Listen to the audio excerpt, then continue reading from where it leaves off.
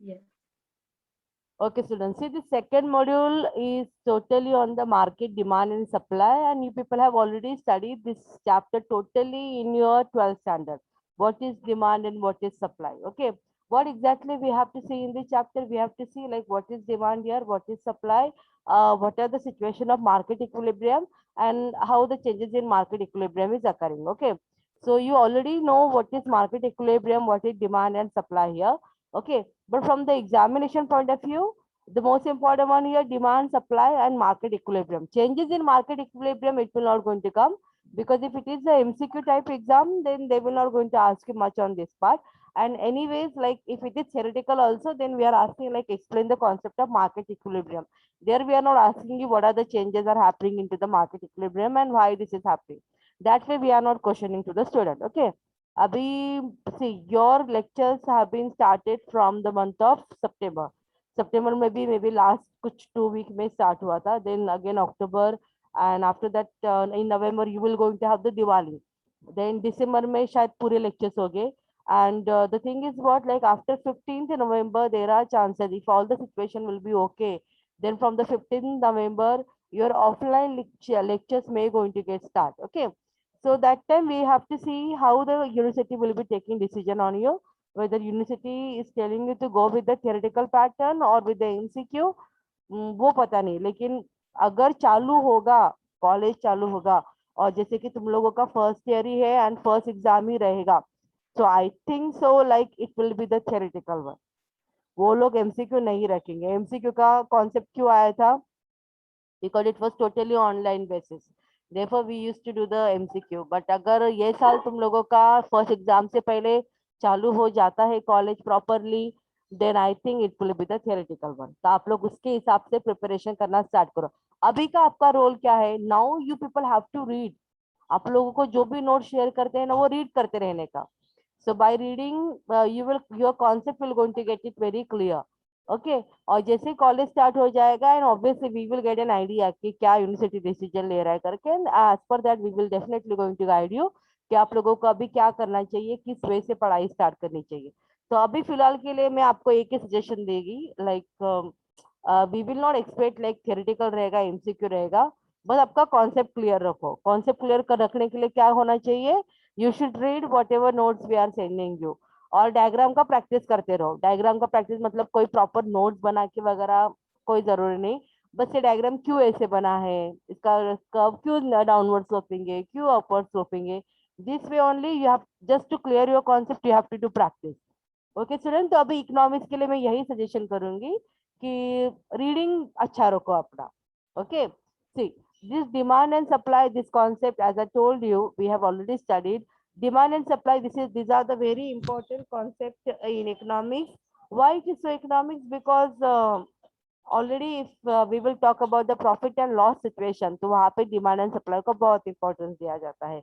अगर डिमांड ज्यादा है, सप्लाई कम है, अभी आप लोग मुझे बताओ, डिमांड ज्यादा है, सप्लाई कम है, उस टाइम पे प्रॉफिट क्या रहेगा? ज्यादा रहेगा या कम रहेगा? क्या लगता है आप ज्यादा लोगों? होगा। Yes, profit will be more. ठीक है, लेकिन Correct. सप्लाई ज्यादा है, डिमांड कम है, then what will be the situation? Profit कम होगा ma'am. yes so there profit will कम be, प्रॉफिट होएगा कम मैम. होगा। yes, there will be the kind of a loss, because production तो बना के हो गया, खर्चा तो कर दिया है, now we are not able to recover that amount. Okay, so this way profit and loss situation is totally depend on your demand and supply in the market condition. Therefore always the economics are trying to have the equilibrium in the economics. So equilibrium in the economy, it means what? They are always trying that the equilibrium price should be there. Equilibrium price कैसे मिल सकता है? Equilibrium price जब demand and supply will be equal, so at that point we will going to get an equilibrium. तो वहां पे मतलब no profit and no loss जैसा सिचुएशन रहेगा. But again we if you are saying like no profit and no loss, ये भी तो अच्छा सिचुएशन नहीं है. जितना खर्चा किया उससे थोड़ा तो ज्यादा मिलना चाहिए एज ए प्रोड्यूसर को. सो ऑब्वियसली यहाँ पे no profit and no loss just बोलने के लिए रहेगा, but the producer will going to earn the normal profit. Though he will not going to earn the supernormal profit, but still he will going to continue with his business activity and he will going to earn the normal profit. तो वो normal profit उसको equilibrium situation जब आता है उस time पे मिलता है. तो आपको बस ये चीज ध्यान में रखनी है कि डिमांड एंड सप्लाई इकोनॉमिक्स में क्यों इंपॉर्टेंट रहता है, किसी भी बिजनेस में क्यों इंपॉर्टेंट रहता है. Because of demand and supply the profit and loss situation can be determined. Okay, now we will start with the demand concept. Okay, see here we are talking about the demand. आप लोगों ने पढ़ा है meaning of demand, demand क्या होता है करके. Okay, now you tell me here, demand जब हम लोग बात करते हैं तो डिमांड में क्या होता है कि we need to have the desire, कि एक तो रहता है कि हमें कमोडिटी खरीदने की इच्छा होनी चाहिए कि चलो कि मुझे वो कमोडिटी खरीदनी है. लेकिन इच्छा तो हम लोगों को बहुत सारी चीजों की होती है. वी मे गोइंग टू से कि नहीं मुझे बहुत बड़ी कार चाहिए, मुझे बहुत बड़ा बंगलो चाहिए, that way we are saying. लेकिन फिर भी हम लोग उसको डिमांड नहीं कर पाते इच्छा होने के बाद में. ऐसा क्यों होता है स्टूडेंट, क्या लगता है आप लोगों को ऐसा क्यों होता रहेगा कि इच्छा फाइनेंशियल नहीं. कंडीशन की वजह से। हाँ, यस, वेरी गुड. फाइनेंशियल मतलब तुम्हारे पास उतना एबिलिटी नहीं रहेगा पे करने का. ओके, चलो और एक बात है कि डिजायर है और एबिलिटी टू पे भी है, लेकिन फिर भी विलिंगनेस टू पे और विलिंगनेस टू बाय नहीं रहता है. इसके लिए क्या एग्जांपल दोगे आप लोग मुझे, बताओ. पैसा भी उतना है और इच्छा भी है खरीदने की, लेकिन विलिंगनेस नहीं है, हैप्पीनेस नहीं है खरीदने के लिए. क्या करोगे, ये इसके लिए आप लोग मुझे क्या एग्जांपल दे सकते हो. हाँ बोलो, कोई बोल रहा है. Simple ma'am medicines. Quality. Okay, medicine. Medicine में तो डिजायर भी नहीं आता है ऐसे देखा जाए तो.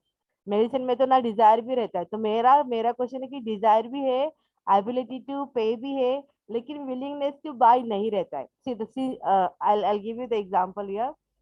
You people are having total 10 lakh rupees in your account. Just assume 10 lakh रुपए आपके अकाउंट में है और आपको एक गाड़ी खरीदनी है, उसका भी अमाउंट 10 लाख ही है. ठीक है, तो आपको अभी लगा कि मेरे पास तो पैसा है और मुझे ये गाड़ी भी खरीदनी है, तो 10 लाख रुपया लेकिन मेरा टोटली अकाउंट से चला जाएगा, मैं लिटरली जीरो बैलेंस पे आ जाऊंगा.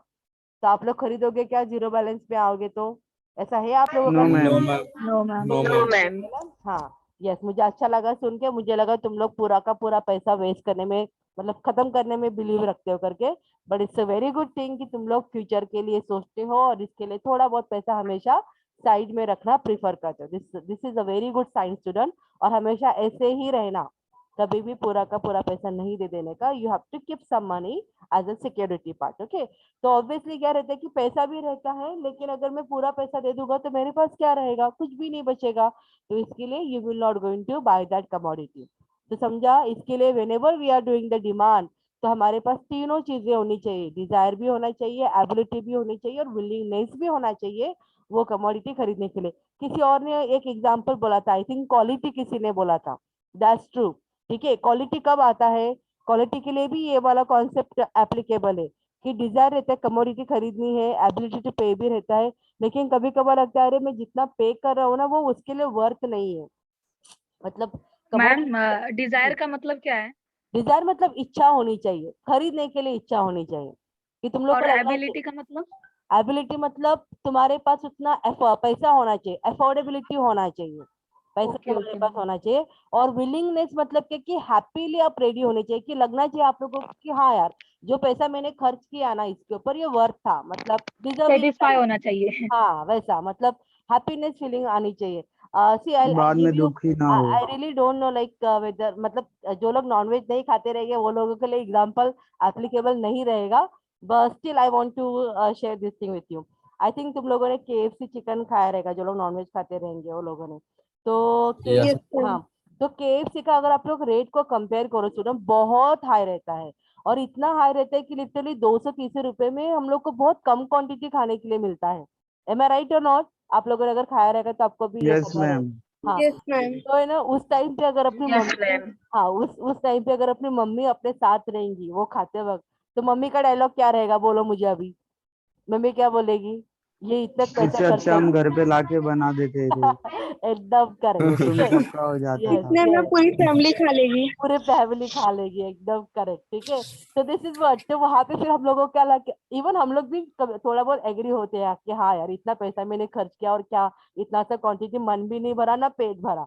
ओके, तो वहां पे क्या होता है कि वो विलिंगनेस नहीं आता है हम लोगों को कि पे करना चाहिए, या फिर मैंने मतलब ऐसा लगता है कि पैसा वेस्ट कर दिया. isn't it? So this kind of a feeling जब हमें आता है, so that we cannot say it is effective demand, उसका डिमांड नहीं कहा जाता है, ठीक है। हाँ ठीक है, लेकिन लाइफ में कभी कभार कुछ तो नया, हर कोई चीज को मतलब वहाँ पे टेस्ट तो करना चाहिए करके एक आध बार चल जाएगा, लेकिन हमेशा ऐसा मत करना। ओके स्टूडेंट, और अगर करोगे भी तो भी प्लान करें कि सब लोग मिलके कंट्रीब्यूट करें, और वैसे ये अकेले का पैसा मत खर्चा करो ऐसी चीजों के ऊपर। Okay, so this is what demand, मैंने आपको एग्जांपल दिया कि डिजायर क्या होता है। और जैसे मेडिसिन के लिए अगर हम लोग बात करेंगे, मेडिसिन में तो किसी को डिजायर नहीं रहता है कि उसको खरीदनी है करके, but still we are demanding. तो डिमांड जो कॉन्सेप्ट है ना, कि जो अल्फ्रेड मार्शल ने ये डिमांड के लिए डिजायर कहा, एबिलिटी टू पे कहा, विलिंगनेस टू बाय कहा, तो ये जो डिमांड का जो तीनों कॉन्सेप्ट है, it is not at all applicable for the medicine.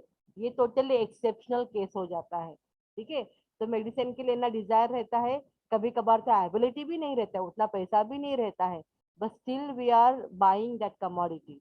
और विलिंगनेस तो ऑब्वियसली नहीं रहेगा वो खरीदने के लिए, बराबर या नहीं? ऐसा ही रहता है, आप लोगों का भी Yes, ऐसा ही ma'am. रहता है? Yes. Yes. Yes, ma'am. Okay, so this is what your demand concept, ठीक है। तो हर एक चीज के लिए एप्लीकेबल नहीं, किन किन की चीजों के लिए this could be the exceptional one also. Okay, and then the demand, अभी हम लोग देखते हैं डिमांड फॉर गुड्स और service is the function of its price. मतलब डिमांड किन किन चीजों के ऊपर डिपेंड रहता है? It will be depend upon the price of commodity, then again consumers income कितना है, उसका टेस्ट एंड प्रेफरेंसेस क्या है, how much is the size of population, what are the prices of substitute goods and complementary goods, then again what are the natural, geographical and the social factor on, as per this situation the demand for commodity will going to depend। इसका जो detail explanation है that I will give you on determinants of demand, ये आपको आगे पढ़ना रहेगा, I think third chapter में है शायद से, डिटर्मिनेंट्स ऑफ डिमांड। तो तभी हम लोग डिटेल में देखेंगे कि क्या क्या ये फैक्टर कैसे अफेक्ट करते हैं डिमांड को। Okay, now the next one here, the relationship between price and demand is inverse। जैसे you all know कि डिमांड एंड प्राइस में इनवर्स रिलेशनशिप रहता है, तुम लोगों ने पढ़ा है ये लॉ ऑफ डिमांड में। when the demand Yes, when the ma'am. price is increasing, what will going to happen with the demand? Price increase होगा तो डिमांड क्या होगा? Demand भी increase होगा. Demand will decrease. Demand will decrease, Sorry, हाँ demand decrease कम होगा. होगा। Okay, जब प्राइस बढ़ेगा तो डिमांड कम होगा, और जब प्राइस कम होगा तो डिमांड इंक्रीज होगा। Demand बढ़ेगा। हाँ, increase होगा. जब ऐसे ऑपोजिट रिलेशन रहते हैं किसी भी टू फैक्टर्स में, so that is called as an inverse relationship, इसको इनवर्स कहा जाता है। और दोनों में सेम रिलेशन रहेगा कि अगर वो एक फैक्टर इंक्रीज हो रहा है तो दूसरा फैक्टर भी इंक्रीज होता है, so that is called as your direct relationship. Now will talk about the demand, अरे एक मिनट, हाँ, now will talk about the demand schedule and demand curve. See, according to the law of demand, if we assume that all factors other than price remain constant, we can derive a price-demand relationship in a functional form।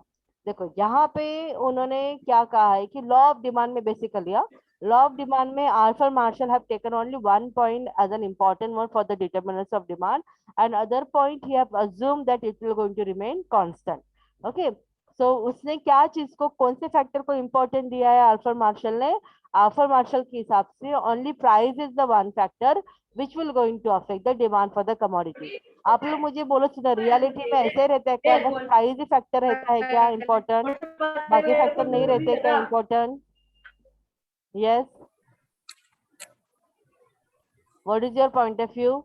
Reality में only price is the only factor which is important for the determine for demand, और बाकी factor No, जैसे ma'am. कि No, हाँ ma'am, no. other है ना, factor also. Other factor also. लेकिन Arthur Marshall ने किसी भी, मतलब अगर आप कोई भी थियोरी स्टडी करोगे स्टूडेंट कभी भी, it's not only in economic, in any of the psychology रहने दो, किसी और सोशल थियोरी रहने दो, लेकिन वहां पे थियोरी को एक्सप्लेन करने के लिए, वो कॉन्सेप्ट को समझाने के लिए, जो भी साइंटिस्ट रहता है, जो भी इकोनॉमिक्स रहता है, वो हमेशा एक ही फैक्टर के बारे में बात करता है कि ये फैक्टर जो उनका जो पॉइंट है, जो उनका व्हाट, जैसे कि हम लोग डिमांड के बारे में बात करें, तो डिमांड के लिए जो फैक्टर है वहां पे there are many other factor, लेकिन मुझे वो कॉन्सेप्ट को और इजीली एक्सप्लेन करना है, तो मैंने यहाँ पे अज्यूम किया कि नहीं, एक ही फैक्टर को मैं कंसिडर कर रही हूँ, that is price, and the other factors के ऊपर मैं ध्यान नहीं दे रही हूँ. So therefore I am saying that the other things remaining constant. Okay, और ये सब चीजें आप लोग not only in the economics, in many theory you will going to observe this thing कि ऐसा होता है कि कोई भी साइंटिस्ट या कोई भी इकोनॉमिक्स उसके कॉन्सेप्ट को एक्सप्लेन करने के लिए at a time he will be taking only one point, और उसको ही वो एक्सप्लेन करेगा कि ये पॉइंट की वजह से, ये फैक्टर की वजह से how it will going to affect करके. एक मिनट है.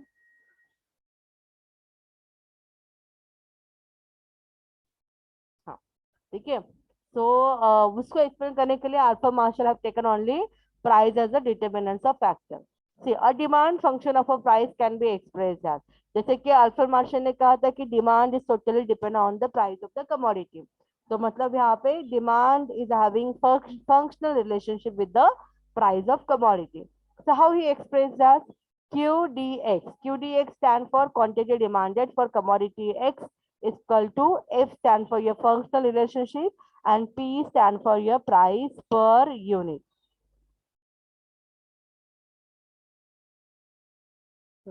Price per unit. Okay. So this is what the demand function. Then again, the above demand function in a linear form can be expressed as, ये हम लोगों ने पढ़ा है equation के बारे में, QDX equal to A minus BP. ये तुम लोगों को जो इक्वेशन रहेगा that we will going to study when the case study will going to come. ठीक है, तो केस स्टडी के लिए एक स्पेशल लेक्चर रखा जाएगा, बिकॉज बहुत ज्यादा केस स्टडी नहीं है इकोनॉमिक्स में, बट मतलब अगर ये एग्जाम में आता है तो 15 मार्क के लिए केस स्टडी ही आता है, और केस स्टडी बहुत सिंपल रहता है. तो इसके लिए मैं हमेशा से लाइक अगर तुम्हारा थियोरेटिकल एग्जाम रहेगा, सब मतलब टोटली सब्जेक्टिव वाला रहेगा, तो उस टाइम पे मैं आपका ऐसा, अगर यूनिवर्सिटी डिसीजन लेती है तो एक दो लेक्चर बस केस स्टडी के ऊपर रहेंगे. तो केस स्टडी कुछ ज्यादा डिफिकल्ट नहीं है, कैसे सॉल्व करते हैं, और ये स्कोरिंग के लिए सबसे बेस्ट रहता है. व्हाई? बिकॉज थ्योरी में कैसे रहता है स्टूडेंट, आप लोग जब लिखते हो तो वहां पे मतलब ऐसा रूल रहता है कि we can not give you full marks. Like अगर 8 मार्क का है तो हम लोग आपका 8 में से 8 नहीं दे सकते, भले आप लोगों ने कितना भी अच्छा लिखा रहेगा, फिर भी we have to cut half mark at least. Okay, ऐसा रहता है. लेकिन अगर वही क्वांटिटेटिव में रहेगा, क्वांटिटेटिव मतलब केस स्टडी जैसे, ठीक है, तो अगर वो क्वेश्चन क्वांटिटेटिव में रहता है तो हम लोग तभी आप लोगों को पूरा का पूरा मार्क्स दे सकते हैं. इसके लिए मैं हमेशा स्टूडेंट को सजेस्ट करती हूँ कि केस स्टडी को बिल्कुल गिव अप नहीं करने का, केस स्टडी सॉल्व करनी ही है. और केस स्टडी बहुत सिंपल रहती है, एकदम इजी फॉर्मूला रहता है, तो आप लोगों को वहां पे पूरे मार्क्स मिल ही जाते हैं. ठीक है, तो ये केस स्टडी में अभी नहीं सिखाऊंगी आपको कि डिमांड के ऊपर क्या केस स्टडी रहेगा. And this equation basically we are using when we are doing the case study. तो इक्वेशन मतलब वो फॉर्मूला जैसा ही रहता है, वो मैं सब आपको बाद में बताऊंगी. अभी जस्ट हम लोग ध्यान देंगे कि डिमांड एंड प्राइस का क्या रिलेशन रहता है, वो डायग्राम के फॉर्म में कैसे एक्सप्लेन करेंगे करके. Okay student, is it okay to you? Case study बाद में पढ़ेंगे तो Yes, ma'am. Yes, Okay. ma'am. एक साथ पढ़ेंगे ना, थोड़ा Yes, एग्जाम ma'am. से, एग्जाम के थोड़ा पहले पढ़ेंगे ना, तो फिर ज्यादा दिमाग में बैठेगा आप लोगों के, तो उस हिसाब से हम लोग पढ़ेंगे. ठीक है, सी अभी हम लोग देखेंगे यहाँ पे डिमांड शेड्यूल के बारे में directly. Okay, so demand schedule में क्या है, प्राइस पर unity and quantity demanded. What this table is indicating student, यहाँ पे क्या दिख रहा है, देखो मुझे, प्राइस पहले 0 है, 0 से लेके 6 तक हुआ है, मतलब प्राइस यहाँ पे क्या लेवल पे दिखाया हुआ है, इंक्रीजिंग वे में दिखाया या डिक्रीजिंग वे में दिखाया है, बताओ. Increasing way में. Decreasing way में. इंक्रीजिंग मतलब पहले 0 है, बाद में 1 हुआ, बाद में 2 हुआ. Okay, now the quantity demanded. Quantity demanded उन्होंने पहले 100 रखा, देन 90, 80. तो ये किस फॉर्म में हो रहा है यहाँ पे फ्लो, इंक्रीजिंग या decreasing? Decrease. Decreasing. Decreasing demand. Decreasing, हमारा डिमांड कम होते गया है हाँ, डिमांड कम होते हुए प्राइस दिख के रहा है. वेरी हिसाब गुड. से. Okay, so what is that indicating here, as the price is increasing the demand is decreasing here. Okay, and this table itself indicate that there is an inverse relationship between price per commodity and the quantity demanded. तो ये हो गया आपका inverse relationship का. आप लोग ये इसको बाहर करने की भी जरूरत नहीं है, ये ध्यान में रखने का. सीधा जीरो वगैरह भी कंफ्यूजन करते तो प्राइस पर डिमांड, लॉ ऑफ डिमांड का अगर शेड्यूल निकालने के लिए कहते हैं तो सीधा लिख देने का 1 2 3 4 5, और उसका अपोजिट डिमांड में लिख देने का 50 40 30 20 10, ऐसे जाने का. ठीक है, मतलब आपको दिखाना है कि प्राइस बढ़ रहा है तो डिमांड कम हो रहा है या फिर price, that way you have to show this. Now this whatever point you have given in the demand schedule, that point you have to draw on the diagram. अभी ये कैसे ड्रॉ करना है, आता है या नहीं आपको स्टूडेंट? आप लोगों ने ड्रॉ किया था 12th में? Yes Yes, ma'am. Yes ma'am आता है। किया था ना? हाँ ठीक है. अभी मतलब देखो, और बेसिकली ये ड्रॉ करने का स्टाइल कैसे रहता है कि आप लोगों को ये पॉइंट देखने पड़ते हैं इधर, कि जैसे कि यहाँ पे, लेकिन अब मैं आपको एक बात बोलती हूँ, उन्होंने ना यहाँ पे इसके हिसाब से नहीं ये डायग्राम बनाया है. और देखो जैसे कि 5 है, तो 5 पे उन्होंने नहीं, 5 पे लिया है बराबर से, 5 पे 50 लिया है. It is 5 when the price per unit is 5, the quantity demanded is 50, and when price is 1 तो 90. हाँ नहीं नहीं, उन्होंने पॉइंट के हिसाब से लिया. when the price is 2 then demand is 80, when the price is 3 demand कितना है स्टूडेंट? यस बोलो. 80, नहीं, when the price 70, is 3 demand is 70. और 4 पे डिमांड कितना है? डिक्रीज हो रहा है 60, 4 पे okay 60 6. So all this point we are getting, and 6 का उन्होंने किया है नहीं किया, चलो हम लोग कर लेते. when the price is 6 at that time demand is 40. ठीक है. so whatever points are there, ये जो points रहते हैं, this one, this one, this one, these all points we are joining, and by joining this point we are getting the curve which is downward sloping, and this is what your demand curve. Downward Okay, D1 is your demand curve here, student. Okay, so what is that indicating? Demand curve is sloping downward. It means वो क्या बता रहा है कि this price and quantity, these two factors we have taken into consideration. तो ये जो price है और ये जो quantity है, दोनों में inverse relationship है, that we can show with the help of this diagram. Is it clear to you student? diagram समझा आपको? Yes. यस मैम आप लोगों ने ऑलरेडी Yes, किया, ma'am. आप लोगों ने ऑलरेडी किया है करके मुझे टेंशन नहीं है, आप लोगों को समझा ही रहेगा, लेकिन फिर भी एक बार प्रैक्टिस कर लेना घर पे. ठीक है, शेड्यूल निकाल के देखो, और शेड्यूल के हिसाब से डायग्राम ड्रॉ करने आता है या नहीं, वो समझ में आता ही नहीं, वैसे एक बार आप ट्राई करो. ओके, नेक्स्ट है इंडिविजुअल एंड मार्केट डिमांड. अभी आप लोग मुझे डिफरेंस बताओ student, what is individual demand and what is market demand? कब मैं कहूंगी कि ये इंडिविजुअल है और ये मार्केट डिमांड है करके, बोलो.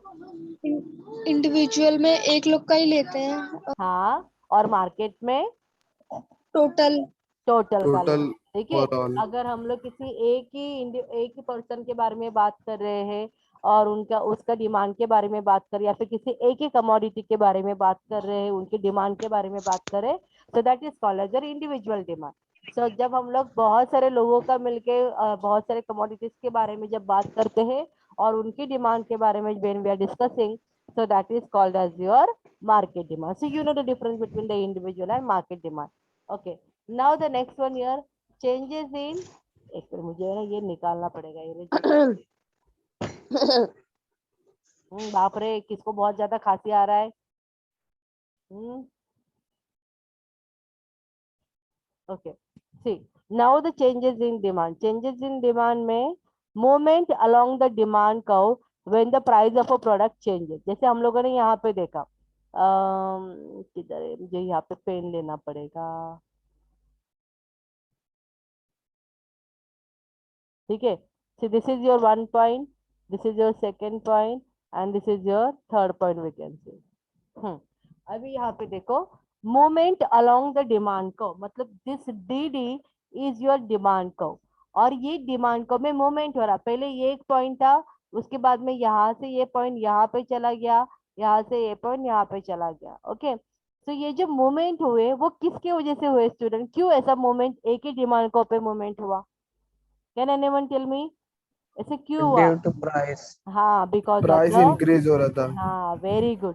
तो आपको क्या ध्यान में रखना है स्टूडेंट, जब movement along the demand curve रहता है, it is happening because of changes in the price of that commodity, और उसको कहा जाता है कि जब डिमांड बढ़ता है तो उसको कहा जाएगा एक्सटेंशन ऑफ डिमांड, और जब डिमांड कम होता है तो उसको कहा जाएगा कॉन्ट्रैक्शन ऑफ डिमांड. ठीक है, तो ये आपको एमसीक्यू में आता है student. The movement along the demand curve is happening because of dash करके. So it is happening because of change. आपका ऑप्शन रहेगा because of changes in income, changes in price, changes in consumer expectation, तो आपका answer क्या होगा वहां पे, बताओ मुझे। प्राइस। हाँ, Changes in change in price. Price, मतलब जब सेम डिमांड कर्व पे ही मूवमेंट होते हैं, जैसे कि डिमांड बढ़ता है कम होता है, that we can show with the help of a same demand curve, so that is called as your what we can say extension in demand and contraction in demand, so that is because of changes in the price. Next is shift in the demand curve, मतलब literally तुम्हारा demand curve ही चला जाता है, demand curve ही निकल जाता है करके। एक इरेजर किधर है, ये क्यों होता है, see shift in the demand curve, the demand curve will shift upward or downward when there is a change in the non price determinants of demand. Student यहाँ पे आप लोगों को एक कॉन्सेप्ट पता होना चाहिए, non price determinants of demand, मतलब यहाँ पे प्राइस को छोड़ के जो भी फैक्टर्स है वो यहाँ पे इंपॉर्टेंट है। ओके, प्राइस को छोड़ के जो भी फैक्टर, मतलब क्या क्या रहेगा बताओ मुझे। प्राइस को हम लोग, because of price there is no change in demand, okay this is whatever assumption, price वहां पे चेंज नहीं हो रहा है फिर भी डिमांड चेंज हो रहा है, तो उसको कहा जाता है नॉन प्राइस डिटर्मिनेंट। तो मुझे बताओ कि प्राइस के अलावा और क्या क्या फैक्टर रहते हैं, बताओ। Habitual goods. income, yes, habitual preference, good, Quality. Yes habitual good, then again quality, then again और क्या बोला, taste, taste and preferences, very good. Fashionable. Yes, fashion. Okay, very good. Okay, so price के अलावा if the other factors are affecting the demand, so they are called as the non-price determinants of demand. और price change नहीं होता है लेकिन बाकी factor change होते हैं, उसके वजह से जब डिमांड चेंज होता है तो डिमांड लिटरली, डिमांड का जो रहता है वो लिटरली अपवर्ड और डाउनवर्ड शिफ्ट होता है। तो ये कैसे अपवर्ड एंड डाउनवर्ड शिफ्ट होता है, so here you can see in the diagram. Okay, initially this is what your demand curve, DD is your demand curve. Okay, तो मैं यहाँ पे एक फैक्टर लेती हूँ, मैं इनकम लेती हूँ, कंज्यूमर का इनकम लेती हूँ कि कंज्यूमर का इनकम चेंज हो रहा है करके। ओके, सो मैंने यहाँ पे अजम्पशन लिया consumers income have been increase, तो मुझे अभी बताओ कि कंज्यूमर का इनकम बढ़ा है, प्राइस यहाँ पे सेम है, अगर आप लोग यहाँ पे देखोगे प्राइस में there is no change, price is as it is OP1 at this D1 demand curve, at the DD demand curve also, and at the D2 demand curve also. There is no change in price, but still the demand is increasing and it is decreasing.